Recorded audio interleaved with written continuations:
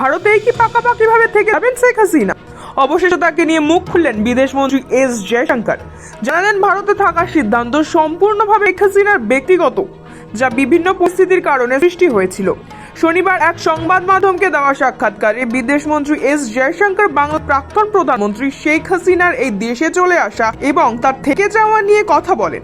গত বছরের আগস্টে বাংলাদেশে তীব্র সহিংসতা ছড়িয়ে পড়ে। ছাত্র আন্দোলনের জেরে দেশ জুড়ে অস্থিরতা বাড়ে, প্রাণ হারান শতাধিক মানুষ, আহত হন হাজারো মানুষ। পরিস্থিতি উত্তপ্ত হয়ে উঠলে 15 বছর ক্ষমতায় থাকার পর দেশ ছেড়ে বাধ্য হন শেখ হাসিনা। সেই সময় পালিয়ে এসে আশ্রয় নেন ভারতে। প্রধানমন্ত্রী পদ থেকে ইস্তফাও দেন। গত মাসেই মানবতা বিরোধী অপরাধের দায়ে বাংলাদেশের প্রাক্তন প্রধানমন্ত্রী তথা আওয়ামী লীগ নেত্রী শেখ হাসিনাকে মৃত্যুদণ্ড দিয়েছে বাংলাদেশ আন্তর্জাতিক অপরাধ ট্রাইব্যুনাল। এরপরে তাকে ফেরত চেয়ে দিল্লিতে চিঠিও এসেছে।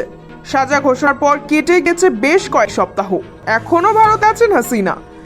তিনি কতদিন এখানে থাকবেন বা ভবিষ্যতে কি করবেন সেই সিদ্ধান্ত পুরোপুরা নিজেরই বলে জানালেন ভারতের বিদেশমন্ত্রী এস জয়শঙ্কর।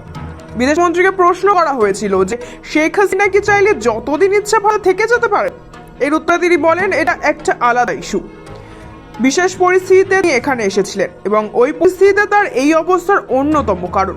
তবে এই বিষয়ে তাকে এই সিদ্ধান্ত নিতে হবে।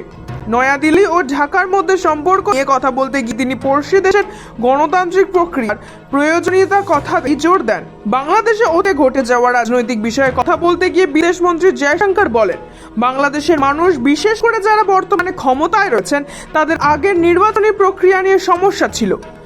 যদি নির্বাচনের কথা বলতে হয় তাহলে প্রথমেই প্রয়োজন স্বচ্ছ ও নিরপেক্ষ নির্বাচনের। আগামী দিনে ভারত ও বাংলাদেশের মধ্যে সম্পর্ক উন্নত হবে বলেই আশা প্রকাশ করেছেন বিদেশমন্ত্রী। তিনি বলেন, ভারত বাংলাদেশের শুভাকাঙ্ক্ষী। যে কোনো গণতান্ত্রিক দেশ জনগণের ইচ্ছাকে গণতান্ত্রিক প্রক্রিয়ায় প্রতিষ্ঠিত হতে দেখতে চাইবে। গণতান্ত্রিক প্রক্রিয়ায় যাই ফল হোক না কেন, ভারত বাংলাদেশ সম্পর্ককে সঠিক দৃষ্টিভঙ্গিতে দেখা হবে এবং সম্পর্ক উন্নত হবে। ব্যুরো রিপোর্ট, সময়, কলকাতা।